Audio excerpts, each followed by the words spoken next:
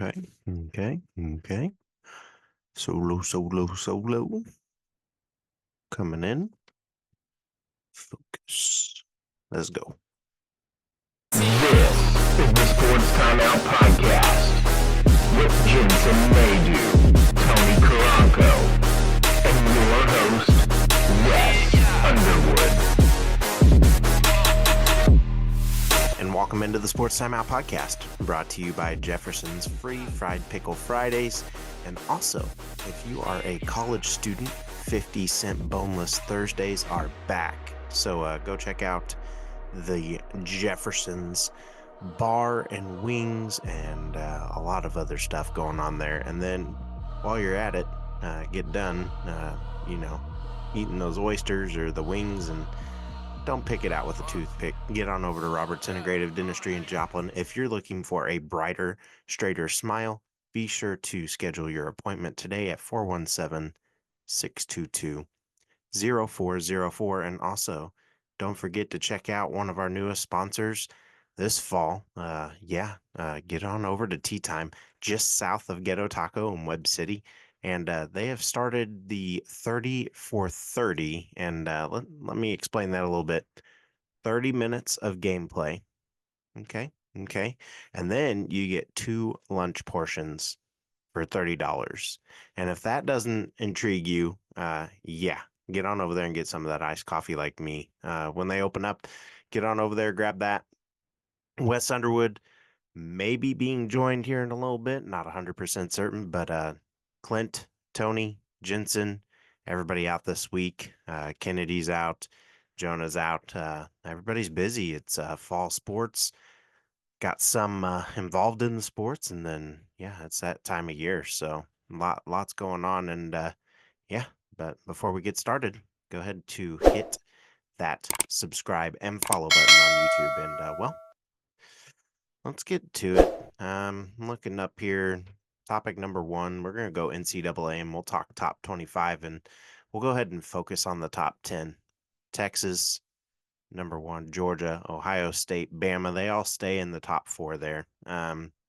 Tennessee moves up 1 to number 5. Ole Miss moves down to number 6. Miami moves up to 7. Oregon moves up to 8. Penn State to 9.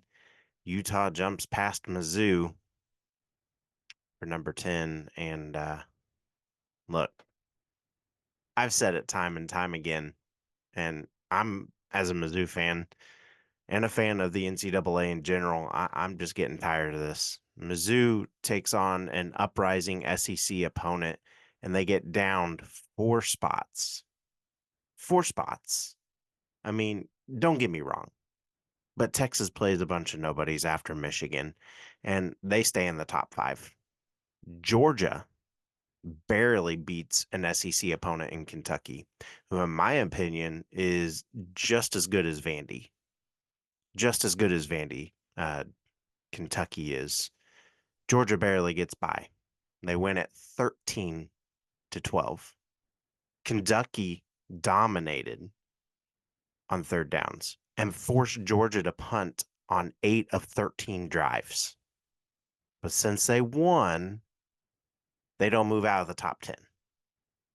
Look, in the SEC, since Mizzou has arrived, it's been claimed that no one in the SEC is safe because the SEC is the biggest conference of all in NCAA football and NCAA sports, and that matter too, if you want to get into that argument. But every team comes to play every day, every week, anytime that they're playing, these teams come to play.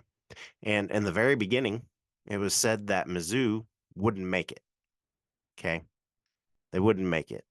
They left the Big 12 and they became the laughing stock. And in 2012, we doubted. And then 2013, 2014 happens. And Pinkel took the Tigers and won the SEC East twice. Not once, but twice. And that was back when Johnny Manziel was there. And that dude, we all know what he was like in college. So we went to the championship for the SEC twice, 2 times in a row. Couldn't be done, but it was. They won the Cotton Bowl and the Citrus Bowl, and then we had Odom happen. Pinkel steps down, lots going on, things were happening. He just kind of let the football program dissipate. Odom happened. 16-19, stunk. That was his total record. Bowl games, don't even want to mention them. Eli comes in, Coach Drinkwitz, and has done what he's done. 5-5, rebuild. 6-7, bowl eligible. 6-7, bowl eligible. 11-2 last year. 11-2. Wins the Cotton Bowl over Ohio State. Don't get me started on that one. Don't get me started on that one. But yeah, start this season. They're currently 4-0. They're top of the SEC standings, according to the SEC. But yet the AP top 25 doesn't have them anywhere in there. And they're above Georgia in the SEC. And I think the SEC looked at that game and saw that Georgia was not in that caliber yet. Georgia is still also finding themselves to have a game like that, to be stopped by Kentucky, who was 1-2. Or, yeah, I think 1-2 at that point. 1-2. And to get the win 13-12 after you were stopped and forced to punt 8 out of 13 drives. But again, since they won and did things and they've been top caliber over the last few years, I don't get it. I'm going to get off my high horse now, but I mean, there's not much else to add there. Like, this is what we've seen. It used to be Bama. Bama, I think, is still in the mix, but I think they're going to come down that ladder. I think they're going to come back to normality. I think that Bama is going to have a couple down years here, but because of a new coach, I think they're going to have maybe a couple up years first, kind of like Mizzou did when they came in with Pinkel, and then all that stuff was going on.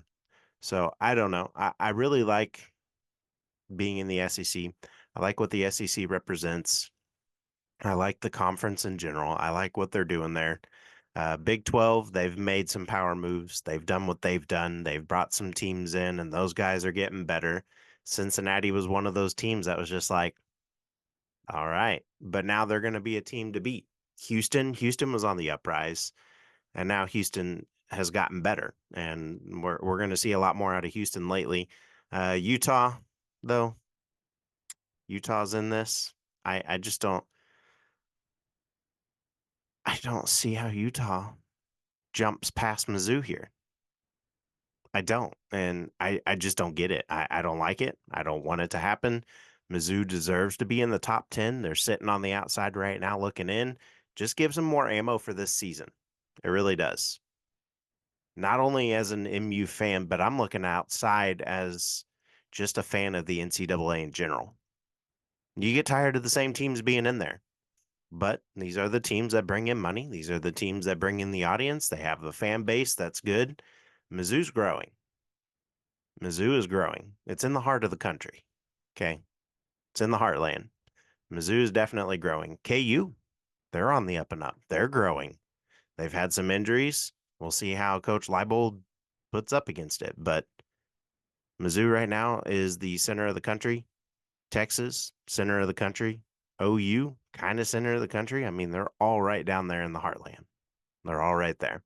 And these guys did the power moves.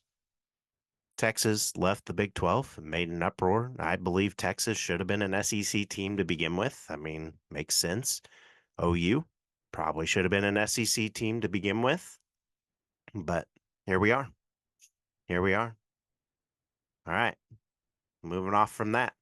Next in the NCAA, we go ahead and talk the Mountain West, and it's going to be a brief talk. They have received signed commitments from its 7 remaining member schools to stay in the conference, with all of them agreeing to execute grant of media rights from the 2026 to 2032 seasons. So they came out saying that their immediate priority was solidifying the membership of the Mountain West. Solidifying the membership of the Mountain West. And now our focus turns to our collective future on behalf of our student athletes in the MWC. And that came from Commissioner Gloria Nevarez. And she also said in a statement that the agreements announced today mark a historic moment for the Mountain West and provide a much needed stability and clarity in this world of intercollegiate athletics and that continues to evolve rapidly. And we're excited about our future and we're executing our next steps in expanding the Mountain West. So I don't know how I feel about this one. We've seen all these other expansions.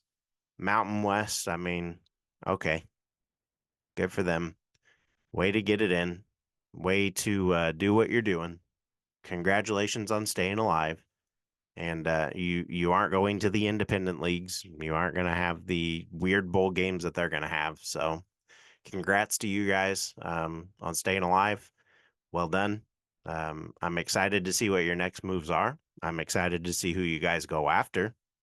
But after the expansions and people leave, and I mean, just seeing these super conferences form, congrats. Good job. We'll see what you do. Can you become a super conference? That's the big question now. And are we going to see the college world just come into super conferences in general? Like, are we going to see all these smaller schools go into these bigger conferences? I mean, it's weird that all this is happening. It's all been since 2020. And I think a lot of people sat back and thought and listened, and a lot of people had nothing greater to do. We sat out from sports for almost a year and a half, and now we're getting answers. People were looking into finances. They were trying to figure out how to do things, and they were seeing where the money was going. They were seeing what the players were wanting. They finally listened, and I think NIL kind of hit it down the middle. There's still a lot of negative to NILs, but there's also a lot of positives that you can do with that. And so, I mean, these expansions and people leaving conferences to form these super conferences, I mean, we're also seeing it in the high school football world. I mean, here in Missouri, we see the COC, we see the Ozark Mountain Conference, we see all this stuff. We see these shifts because there's been so many powerhouses for so long that people are tired of losing and that they just want to change it up. They want more viewers. They want to see what people will do. And I get it. But you also are tied to these contracts that you sign in these divisions. And I don't know. What do you think? What are you going to do? Beats me. I don't know. I'm not a college minded person in athletics. I like to talk sports. I like to touch on trending topics. I like to touch on the topics that are kind of just boom like that. So I don't know. I don't know. On that note, we'll go ahead and step out of college football this week and we'll move into the NFL and we'll go ahead and talk Kareem Hunt. Pacheco goes down last week. Hunt gets signed. We saw Steele and what he could do. Kind of an performance out of Samaj Pirine, excuse me. The Chiefs say that this is about Hunt, and the Chiefs say he's playing this week. He's been elevated. Reed says that he's happy for Kareem, and then Kareem was quoted saying, "I'm ready to shock the world and show I still got it." Well, I mean, thoughts here on this. I mean, do we see the Kareem of old, or will it be just an okay performance? And I'm really hoping that in this offense, Kareem Hunt thrived before. You saw him go to another offense in Cleveland. He did okay.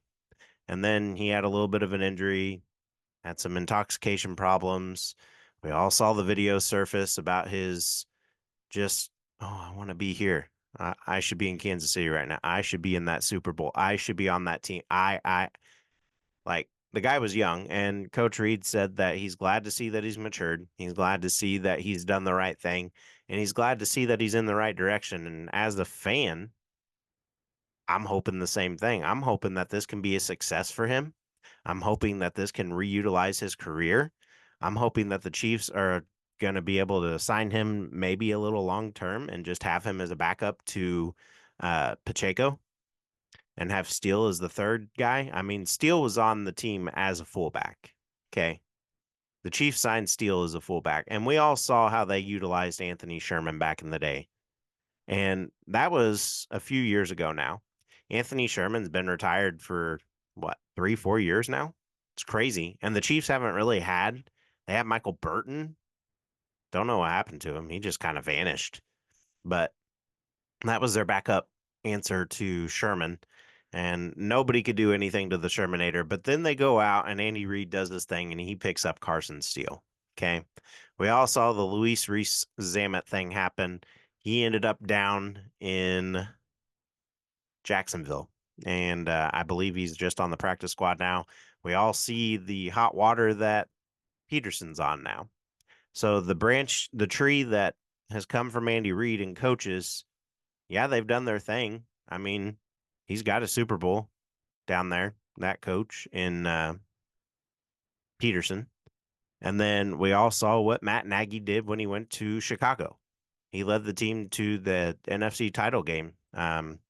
And it came down to field goals and time management, clock management, and dude just couldn't get it going. So he came back to Kansas City. I think this time around that if he is let go down there, Doug Peterson, I think he either comes back to Kansas City just to be a guy up in the booth, kind of like what we saw from, Childress, kind of like what we saw from Childress when he came over. I think we see him go into a position like that. I really do. But back to Kareem Hunt. Good luck to you. We're excited as fans to see what you can do. We hope your game is as big as your talk. We hope that you're able to grind it out on the ground and just punch it in like you used to. I mean, if you could come away with just one fumble this year, like you did back when you played with us before, and it doesn't really cost us a game, and you're able to just run on that aggravation for the rest of the season until Pacheco's able to come back, if he's able to come back, if the doctors want him on the team. I mean, playoffs at this point are probably his potential to come back because you don't want him to get hurt any other way. You'd rather him come into the playoffs super healthy. Say the Chiefs get there. I mean, they're already 3-0. They're going up against an injured Chargers team this week. Mahomes looks good. His knee, nobody's really said anything about it. They made those comments during the game, but I really want to see what Kareem can do behind this offensive line. I think that this is one of our better offensive lines for the run game. I really do. I just think that Steele isn't quite there yet. Okay. I don't think Steele's quite there yet. As a Chiefs fan, and speaking to Chiefs fans, Steele is going to be a good guy.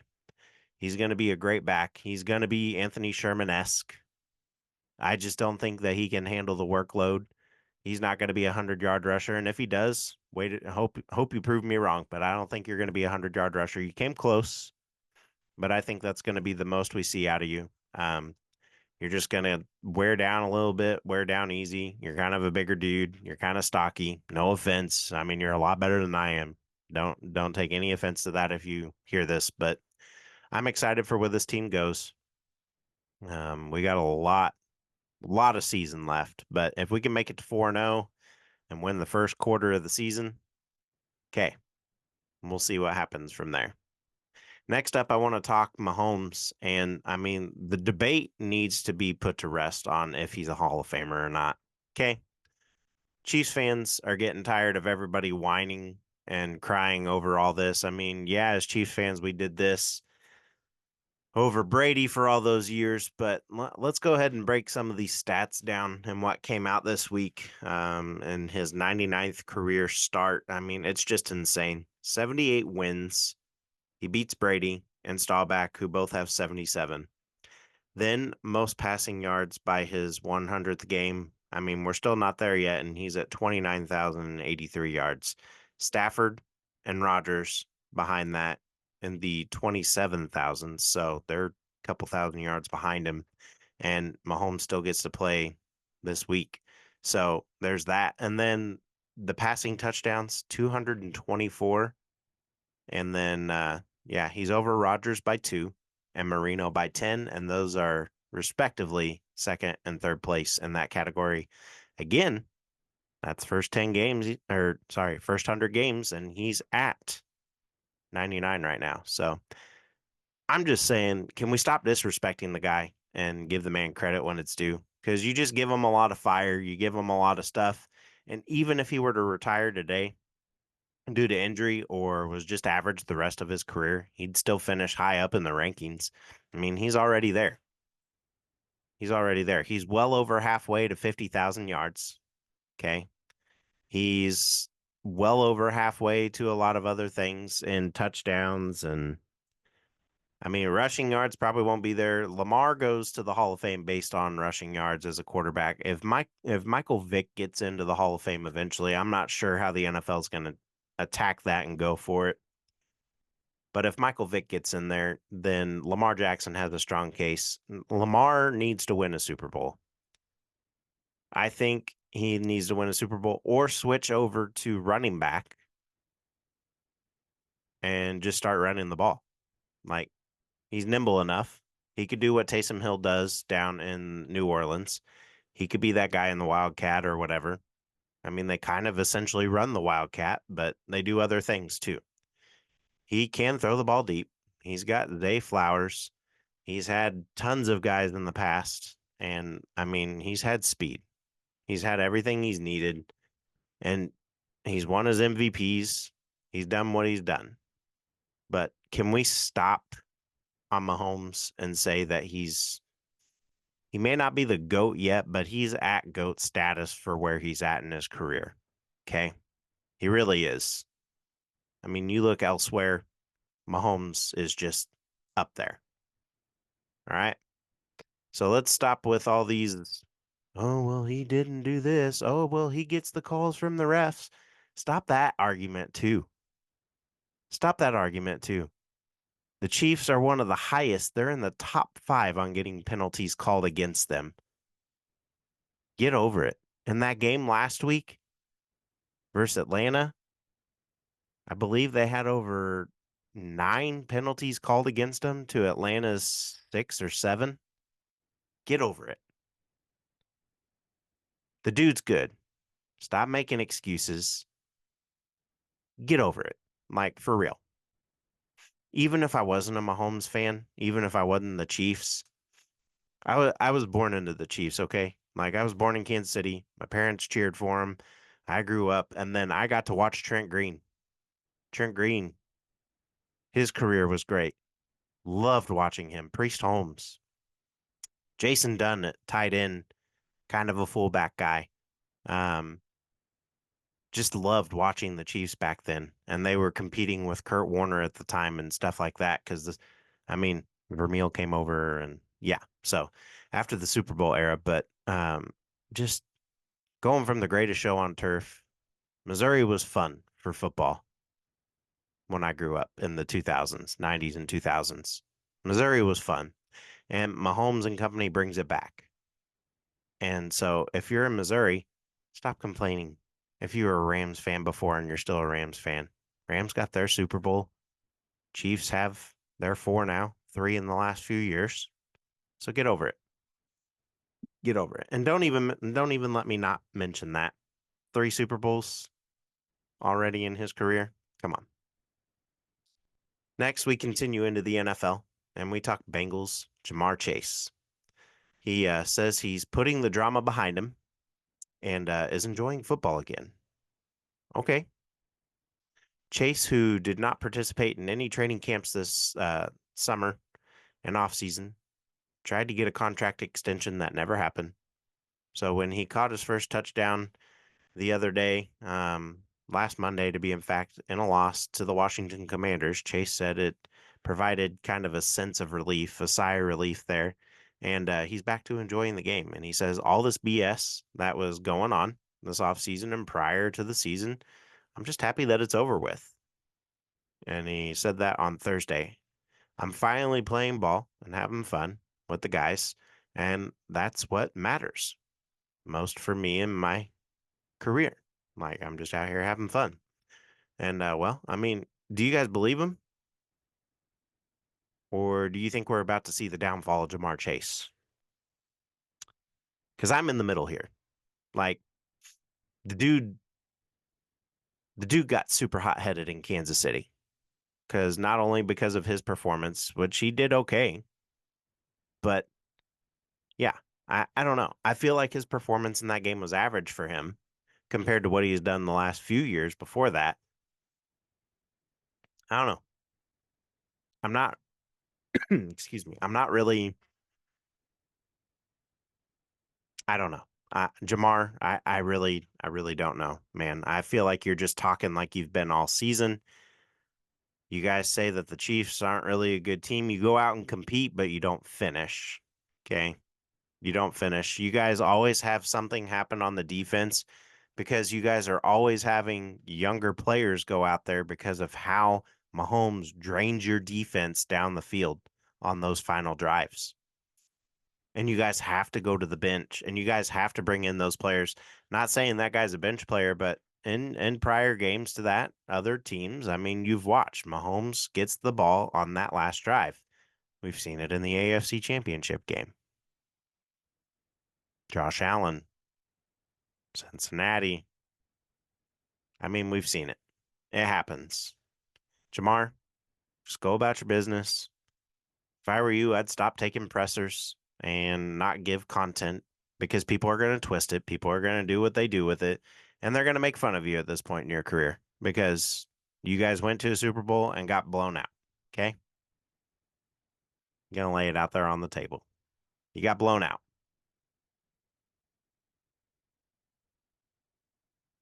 The silence that I'm giving right now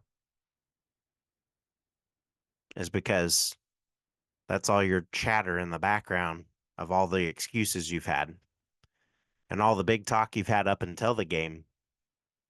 And then you go get penalties because you're frustrated because you can't get it done. Because the Chiefs defense actually is really good. Because the Chiefs defense did overcome all their penalties that were thrown on them. And they were able to turn it around and do what they needed to do. Not only against you guys, but against Atlanta. Kansas City shot themselves in the foot. It wasn't the refs that bailed Kansas City out of that game. And even Atlanta's coach said it. He said that it came down to a drive after that had happened. And that's true. Robinson had 1.5 yards to get, maybe 3, somewhere in there. And Nick Bolton smelt that out, and that's what Nick Bolton does. The Chiefs defense always comes up, always circles around, always does something. Spags knows when to put a guy back in the game, and Spags knows when to leave a guy in the game. Okay? So I'll leave that alone for now. I could keep going, but I won't. I won't. And lastly, in the NFL, we talk Brett Favre. The dude made a huge announcement this week and has been very open about it. But after all he's done with his scandals, retirements, and all the drama, the dude drops a bomb this week. He drops a bombshell stating he has Alzheimer's. TMZ, I believe, broke it, and it makes you feel horrible for the guy. It really does. I've talked to a few Packers fans and Vikings fans, and Packers fans aren't too sympathetic for how he treated the organization and then what he's done since, but others are kind of buying in. But do you all believe this story, or do you feel bad? Because I think that there could be a potential scam going on here, right? Get all the bad things put into the past because he's got so much stuff going on right now. And then, I have had concussions. I've been testing drugs and I have Alzheimer's. Yeah, my arm did this and it went like, I don't know if that's true 100%. I don't know what's going on with Brett Favre, but come on. Come on, dude. Like, if this is for real, I wouldn't want that media attention. I wouldn't want that pity. Like it feels like you're asking for the pity. Like, why would you tell people your personal life? Let Adam Schefter get in your life and break it or something. Don't come out yourself. It looks weird. All these allegations, all these scams. It's looking really cringe right now. It is. And just you getting up there and giving your explanation of your arm and showing the motions and how it happened. I mean, it was weird. It was. It just didn't feel right. Didn't feel right. Yeah, you've had your concussions. Yeah, you've had all this stuff happen, but it just didn't feel right. So, all right, out of the NFL, we're going to briefly talk WNBA. And this is where I wish some of my co hosts were here this week. But I'm going to break, I'm going to drop a bombshell here. And I was looking for a little controversy out of this, but these are my true thoughts. Like, I'm not taking this back at all. And we're going to get through this. And WNBA, we talked the playoffs, and man, the Aces could three-peat here. And you know what? It's not being talked about enough. Yeah, they had the close series there to begin, but they ended up pulling it out 2-0, and they're moving on, semis again. But the world talks Chiefs and their road to the three-peat. And, I'm throwing this out there, but if the Aces throw the three-peat out here and get it, I think they should be compared to as the GOATs in women's sports history. I do. I think so. And I feel they could be compared to the 96-98 Bulls. Hear me out. Hear me out on this. You're probably saying, nope. No. But, I mean, it's kind of comparable. 87% winning percentage for the Bulls in that first run from 96 to 98. And then the next year they dipped down to 84%, came out on first and still won. And then the final of the three-peat, they had a lot going on, but 75% for the Bulls that season. And here's the Aces. I mean, they had a 72% win percentage. Then they go up to an 85% win percentage. And in the WNBA, they only lost 6 games. Okay. They only lost 6. And then this year, currently, they're at 67%. And I feel like those numbers are kind of the same dip that the Bulls took. Yeah, year 2 there in the repeat or in the possible three-peat. Year 2 was 85%, and that was quite a bit of a jump. But you had a 72% win percentage in year 1 when you won in 22. And then 23, 85%. I mean, yeah, they should have won. Then this year you had Olympics and all this other stuff, distractions. Kelsey Plum's out there doing ads now, and Asia is doing her thing. And I mean, the list goes on. But yeah, that aside, that's my comparison. Take it or leave it. I believe in women's sports, that's the comparable side for the basketball side. 96-98 Bulls. If the Aces can win a three-peat, it's going to be crazy.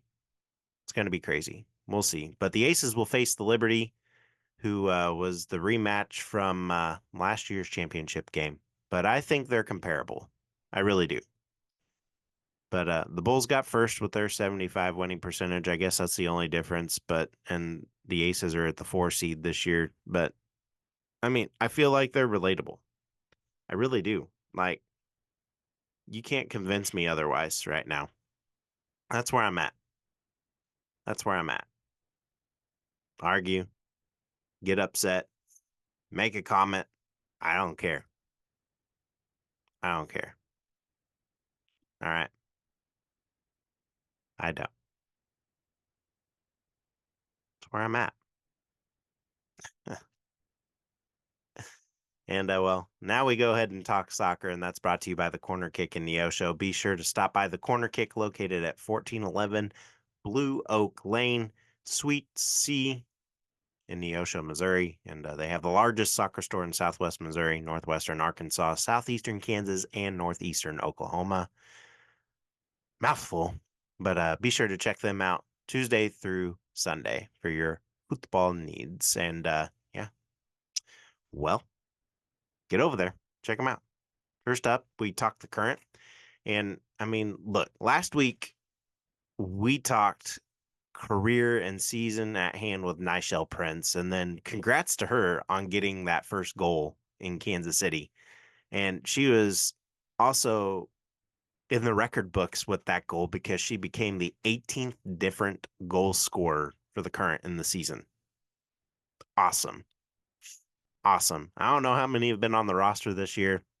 There's been too many trades to count, too many people going to international play and going to play for different clubs and whatnot, and then some other things that have happened, and I think a retirement in there too as well. I don't know. I don't remember. But it's a club and NWSL record though that she got. So that's pretty cool. That's pretty cool. Along with her gold medals and all that stuff. That's pretty cool. And Olympic medals, actually, I should say, because she had the one gold. But yeah, they set the total season attendance record last week as well. 126,000 people have been to the current stadium at CPKC this year. Got a couple games left. Got a game this weekend, and then I believe against the Wave next month.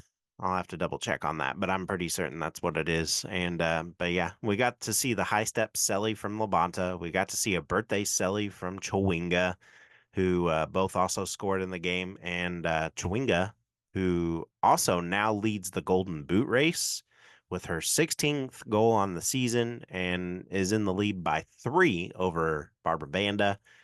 The list goes on and on, but oh yeah, not to mention they clinched the playoffs. Okay. The storylines keep going here, though. Storylines keep going, but we have 5 games left in the regular season, 15 points to gain if everything goes well. They did the unthinkable versus Rodman in this stretch to go 2-1-1 and earn 7 of 12 points in the last 4. I'm excited to see what this game in Kansas City will entail this weekend. I wish I could be up there. I had every intention of going, and I'm not able to now. But I'm excited for this one tomorrow. It's gonna be tough. Kansas City's chasing the 3rd spot on the table against this Gotham team, and I'm excited for this one. Big things. Kansas City needs here Chowinga to score for sure. The back line to continue to perform with Sharples and Cook in the middle over the last 3 games has been fun to watch. They've allowed no goals and helped their keeper to 3 clean sheets in a row, and that's Schultz. And yeah, I mean, having Schultz and AD in there now is going to be phenomenal because once you get into the playoff run, if Schultz gets hurt or they want to switch it up, they got 2 top-notch goalkeepers, and it's perfect for AD right now because she gets that rest. Much needed rest, for sure. So if things go right for him and the back line performs along with some scoring and then the from the KC crowd. Okay. All right. Sweet. We're looking forward to it. Looking forward to it. Next up in the MLS, talk Sporting Kansas City, and I mean, wow. LAFC in the U.S. Open Cup final, Johnny Russell was looking for one, and they lose 2-0. They lose 2-0. And as we go back into regular season play from this now, Sporting looked promising going into the half last week. They were tied at 0.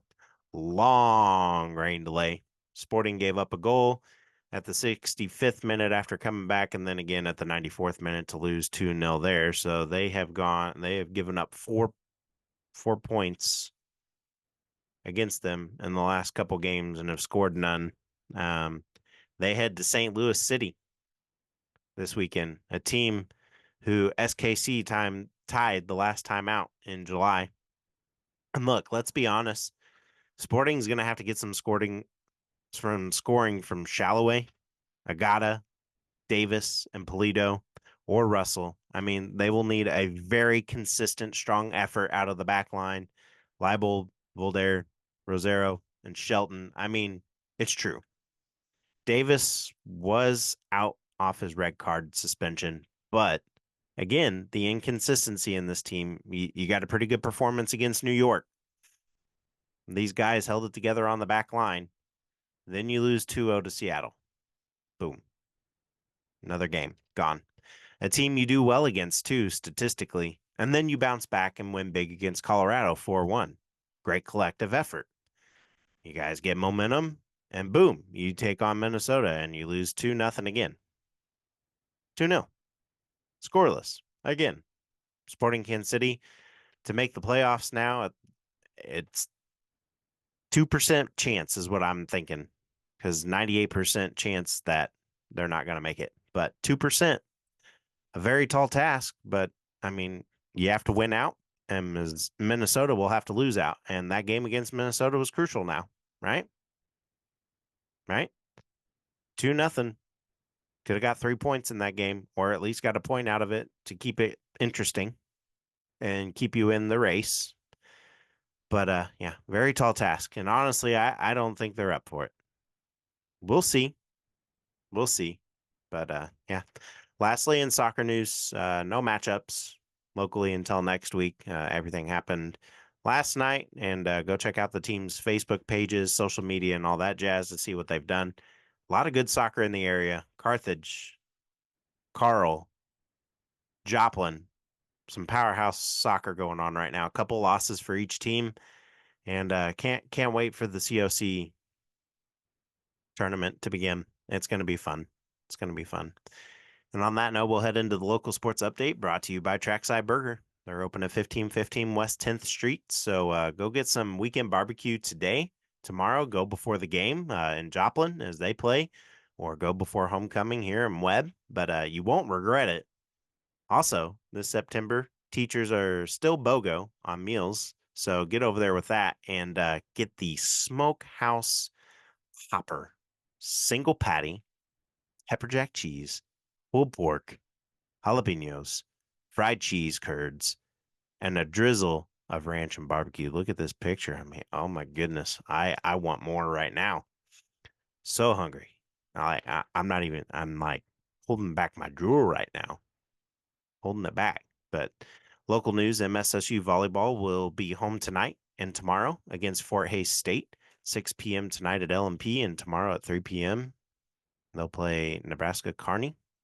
Missouri Southern Soccer also hosts Fort Hays State tonight, 6 p.m. at Hal Bowden Field, and Sunday at noon versus Nebraska Kearney. So get out, watch some sports. You got volleyball, you got soccer.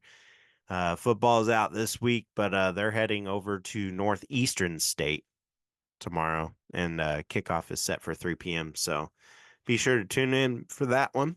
And we now head into the 2-minute warning brought to you by Ghetto Tacos. On Fridays, get 10% off all burritos all day. And they close at 5 p.m. So make sure you get over there before the game. Get your tailgate stuff. Call in. Get an order. 417-717-1261. Drive-throughs available. Call aheads available. They're located at 536 Northeast Street, Webb City. Be sure to get over there and get some Mexican food before the game. Get some chips, salsa, queso, get some carne asada. Get some good stuff there. Carne asada. You know what it is. You know what it is. And well, oh yeah, don't forget Tres Leches. I don't know how that skipped my mind. I gotta get over there tomorrow. I gotta get over there tomorrow, but it's worth it. Totally worth it. Not even joking. All my sponsors that we have on here: Ghetto, Jeffersons. TeeTime has good food too. Like, oh man, their quesadillas that they've got over there now. Get over to TeeTime, play some golf, get that 30 for 30. Like, that's a great deal. Get over there. Get over there. But high school football picks are here again, and 3-1 Joplin hosts 3-1 Republic. Oh, this is gonna be a fun matchup. I think Joplin pulls it out in the end against Republic, but I mean, Tony called Republic to win the COC or be a top contender in the COC, and 3-1 isn't too shabby after that loss to Nixa. So, but I'm going to take Joplin at home. Then next up, I'm going to change to Webb City 1-3. They're hosting 4-0 Neosho for homecoming. Normally, I want to pick Webb, but 1-3, some tough opponents and a couple of not so tough opponents, and you're sitting at 1-3 at this point in the year. I'm gonna go Neosho. Crickets and silence here in the studio. Neosho. I'm picking Neosho with the upset. 3-0. Nope, sorry. 3-1 Carthage. 3-1 Carthage heads to 2-2 Willard. Who do I have here? You know, Willard is doing better. Carthage is fresh off a loss. I'm going to have to go Carthage on the road. Carthage on the road. And, well, music's here. So is the end of another episode for Tony, Jensen, Clint, Kennedy, and myself. Have a great and safe weekend. Make sure you go get some food from any of our sponsors. Everything at any of them. Get what you prefer. Multiple options at these restaurants. And, I mean, award-winning at Ghetto, too. Like, come on. Then you got Trackside and Four States stuff going on there, like awards and all that jazz. But get over there.